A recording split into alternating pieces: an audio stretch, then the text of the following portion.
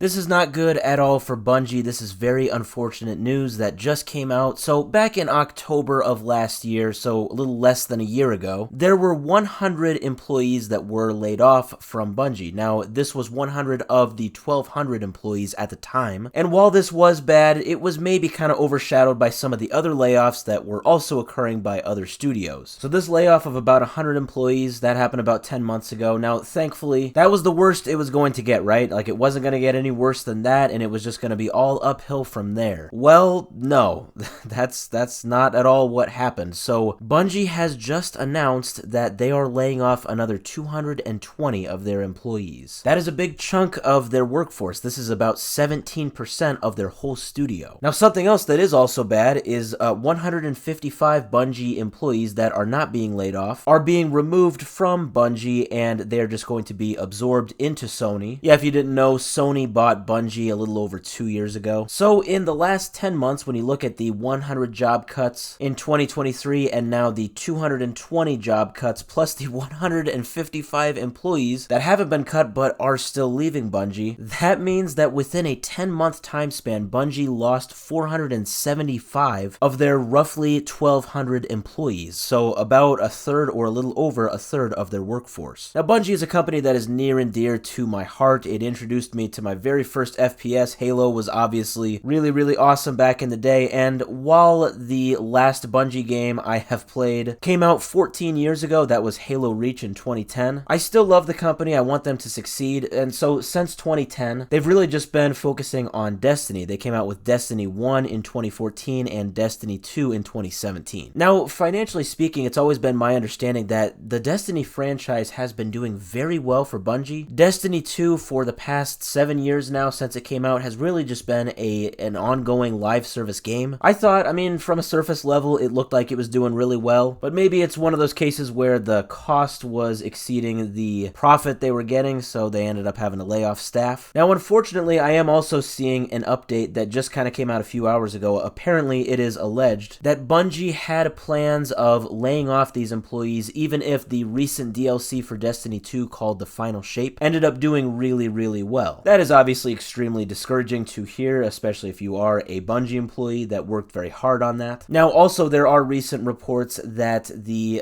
codenamed Payback game that Bungie is working on, this is basically what is expected to be Destiny 3, that has reportedly been canceled following these layoffs. Now, of course, these two reports, the thing about the Final Shape DLC and the thing about Destiny 3 being canceled, those are just rumors right now. Those are unconfirmed, but what is confirmed is that a lot of these former and current Bungie employees are very upset by this decision to lay off a huge chunk of their studio, and rightfully so, especially when you consider the fact that Bungie CEO Pete Parsons has allegedly, this just came out, this is pretty interesting, he allegedly spent $2.5 million in the past 2.5 years on classic cars. Yeah, obviously a lot of the employees running on a $60,000, $70,000 salary that were laid off, obviously they're not too thrilled to hear that. It looks like some of these employees that have been affected by these layoffs are calling for Pete Parsons to step down. Now, going forward, it looks like Bungie has announced that basically they are having half of their staff focus right now on Destiny 2, just keeping up with the updates with it since it is an ongoing live service game. And then the other half of the staff is working on their brand new game,